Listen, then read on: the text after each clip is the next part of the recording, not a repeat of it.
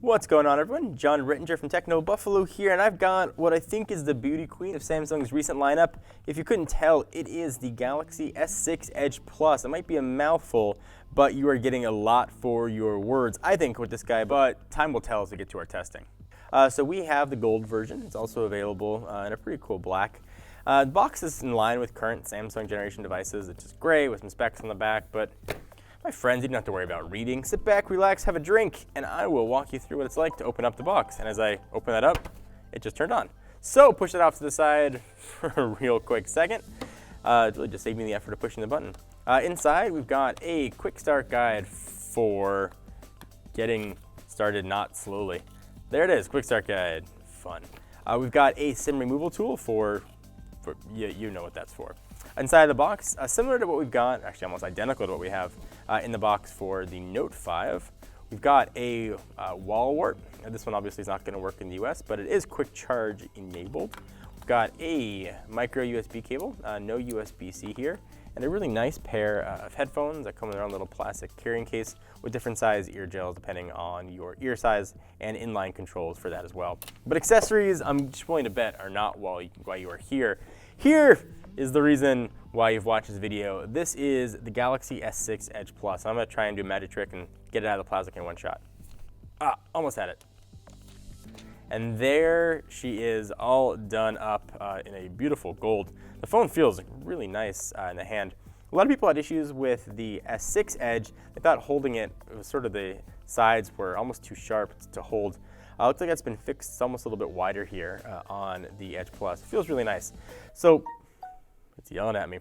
Let me turn it on and let me run through all the specs. So obviously the screen, I think, is the main story here, and it curves from edge to edge. Spec for spec, it's almost exactly the same as a Note 5, save for the curve and the lack of an S Pen. But it is a 5.7-inch 2560 by 1440 screen. If you do math very quickly, you will know that is a 515 ppi. It's Samsung Super AMOLED displays. I think they do an incredible job with displays. I think some of the best in the industry. So I'd expect this to keep in line with that. It is running TouchWiz with their modern UI, but it's a much lighter version, as you can see. It's based on Android 5.1.1. This, I think, is international phone, so no carrier branding on it. So also no carrier bloatware. So that's nice, just Samsung's own stuff, and there still is a lot of Samsung stuff on here. Powering this guy is just a ridiculously powerful Exynos 7420 octa-core and an insane amount of RAM. I seem to be saying this with more phones, but it's got 4 gigs of RAM. That seems like a lot. This phone should never be slow no matter what you are doing with it. Storage, this is where some people might have issue. Available in 32 or 64. But you're probably saying to yourself, who cares? I can throw in a micro SD card. And to you I say, no. No micro SD card for you. This does not support expandable storage, nor does it support removable battery. So if you want that and you want a bigger form factor, you need to go pick up the Galaxy Note 4, because that's the last gen device that will offer that. The battery, though, is 3,000 milliamp hours, and it's PMA and Qi enabled, so you can charge it on pretty much any wireless charging surface. It's got cameras, as you could probably expect. Oof, that gold is so pretty in person. 16 megapixel sensor on the back, 5 megapixel sensor living right there on the front. NFC is here, I feel like I should say that now.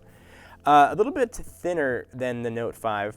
This is 75.8 millimeters or 2.98 inches, whereas the Note 5 is 76.1 millimeters or 3 inches. We're gonna do a full comparison of two devices too, so you can see the difference. Walking along the side, we've got the volume buttons up and down. On the right hand side, got your power button.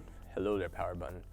On the top, SIM card, you can see the antenna bands and noise canceling mic. On the bottom, this is where your S Pen is not going to live.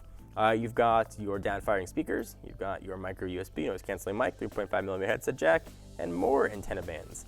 Let's take a real quick look here at the UI. We'll jump on into apps, we'll go into settings, about phone, and I'll just make sure that this is 5.1.1, which it certainly should be. We'll go into software info, and yes, 5.1.1. On the bottom here, that home button also doubles as a fingerprint sensor, and it's flanked on the left and right by a back button and a multitasking button, so you can see what that looks like and swipe all that stuff off to the side. One thing I should also note about the UI that's only available on the Edge Plus, you swipe that out, get that right. You can see your people edge. This is where you can set different contacts and you can dial in very quickly. If you turn the phone upside down, it actually will glow different colors of the person that's calling you. Anyway, let us know what you guys want us to see with this device. We're going to run it through a ton of tests, including what I think is going to be interesting, battery. I know there's some nerves with a 3,000 milliamp hour battery. We'll test quick charging, we'll test speed, performance, camera. We'll also test, just how good the phone is in general. Anyway, guys, let me know what else you want us to see and test. Until next time, John Rettinger from TechnoBuffalo. See you guys next video. Bye-bye.